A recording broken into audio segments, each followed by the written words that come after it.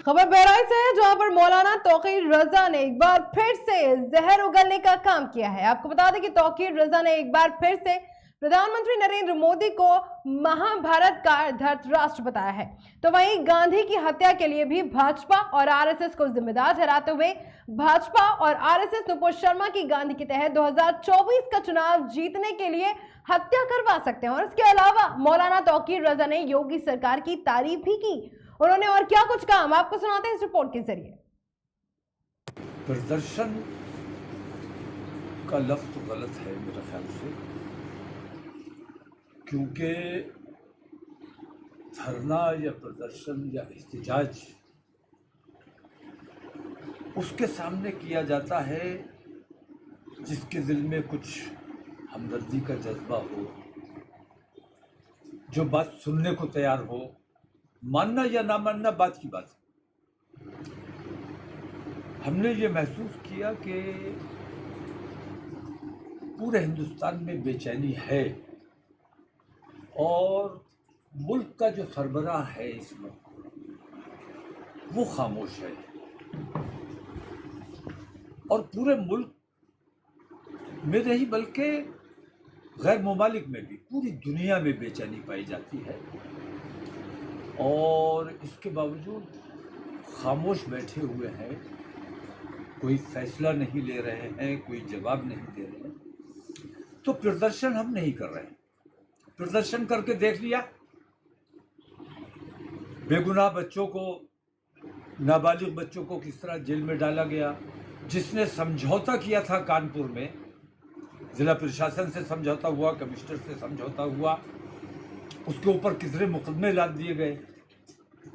तो मैंने पिछले जुमे को जो ऐलान किया था कि मेरा एहतजाज होगा, लेकिन गंगा दशहरा की वजह से मैंने अपनी उस कॉल को वापस लिया और एक मैसेज देने की कोशिश की।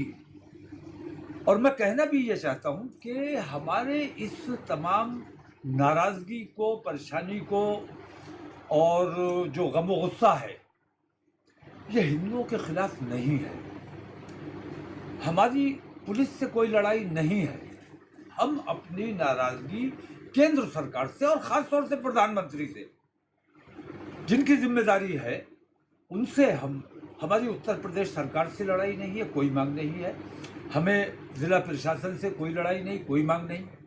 हमारी लड़ाई केंद्र सरकार से है और केंद्र सरकार जब तक फैसला नहीं लेगी, निर्णय नहीं लेगी, ये एहतजाज बलपूर्वक, कितना ही आप बल प्रदर्शन कर लें, बल का इस्तेमाल कर लें, इन एहतजाजों को रोका नहीं जा सकता। क्योंकि जब दिल जला हुआ होता है, ज़्यादा से ज़्यादा क्या कर सकते हो? लाठी चला सकते हो, गोली चला सकते हो या पकड़ के जेल में डाल सकते हो।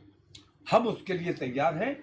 वजाहत कर देना चाहता हूँ कि हमारी किसी हिंदू से कोई लड़ाई नहीं है। हिंदुओं से हम मेल मोहब्बत चाहते हैं, भाईचारा, एकता चाहते हैं और इसका सबूत देने के लिए मैंने बरेली में अपना एहतजाज वापस लिया था, ताकि उनका जो धार्मिक आयोजन या कार्यक्रम है वो कायदे से हो जाए, बिना किसी अड़चन के हो जाए।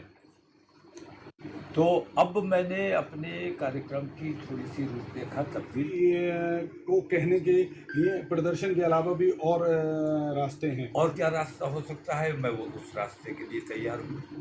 जैसे ज्ञापन, मैं उस ज्ञापन ही देने तो आ रहे हैं, ज्ञापन ही देना है और मैं अकेला ज्ञापन नहीं दे सकता। लोगों को जो लोगों के जज्बात हैं वो उन तमाम का इजहार होना चाहिए। लोगों के दिल में गुस्सा पनप रहा है। भाई, देश मेरा है, प्रधानमंत्री मेरा है, जिम्मेदारी हमारी भी है। मैंने अपने बरेली के अमन व अमान के लिए अपनी जिम्मेदारी पिछले जुमे को पूरी की।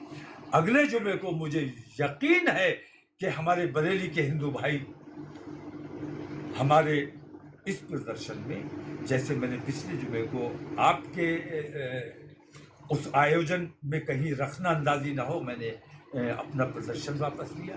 इसी तरह 17 तारीख को मेरा प्रदर्शन है। मुझे यकीन है कि हिंदू भाई, जिस तरह मैंने पिछले जुमे को मदद की, उस तरह अगले जुमे को मेरी मदद की जाएगी। और प्रशासन से भी मैं ये उम्मीद करता हूँ कि आपसे हमारा कोई ना इत्तेफाकी नहीं है। हम तो चाहते हैं कि किसी भी तरह पुलिस का इकबाल बुलंद रहना चाहिए, लेकिन पुलिस को जब वर्दी पहने हो पुलिस, तो उसको हिंदू मुसलमान से ऊपर उठकर सोचना चाहिए, सिर्फ पुलिस बनकर काम करना चाहिए। प्रदर्शन या आपने कोई इस्लामिया ग्राउंड पे किस तारीख को रखा है प्रोग्राम, जैसे कि सोशल मीडिया पे चल रहा है, क्या है? मैंने असल में 10 तारीख का प्रोग्राम का ऐलान किया था, लेकिन 10 ही तारीख को गंगा दशहरा मेरे इल्म में पहले नहीं था। तो जब गंगा दशहरा का मामला मेरे सामने आया, मैंने पहले भी देखा है कि उस दिन गंगा स्नान के लिए हिंदू समाज के लोग तो एक पर्व की तरह एक त्यौहार है उनका। तो हमने ये सोचकर कि असल में तो लड़ाई आस्था की है, हमारे आस्थाओं को ठेस पहुंचाया, हम उसके लिए एहतजाज कर रहे हैं, नाराज़गी का इजहार कर रहे हैं, तो उनकी आस्था का भी एहतराम हमें करना चाहिए। तो मैंने अपने 10 तारीख का प्रोग्राम मुलतवी करके उसको 17 कर दिया। एक हफ्ता मैंने उसको आगे बढ़ा दिया। और कहना मैं ये चाहता हूँ कि हमारी जो नाराज़गी है वो हिंदू समाज से नहीं है, हमारी नाराज़गी उत्तर प्रदेश सरकार से नहीं है, हमारी नाराज़गी ज़िला प्रशासन से नहीं है, पुलिस से नहीं है। और जहाँ जहाँ प्रदर्शन में पत्थरबाजी जैसी घटनाएं हुई हैं या पुलिस मज़ाहिमत हुई है, करता हूँ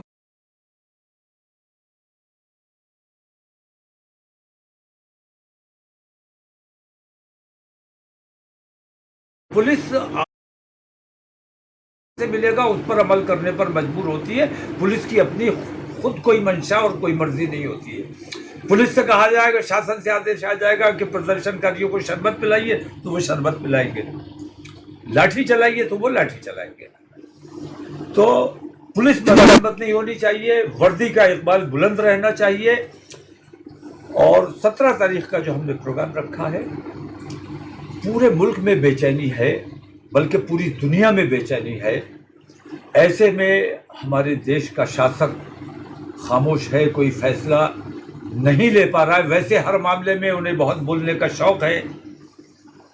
अपने हिंदू भाइयों से भी मैं कहता हूँ कि अपने शासक से आपको कहना चाहिए कि मुल्क में इतना माहौल बिगड़ रहा है, ख़राबियाँ पैदा हो रही हैं, फसादात होने की नौबत आ गई है।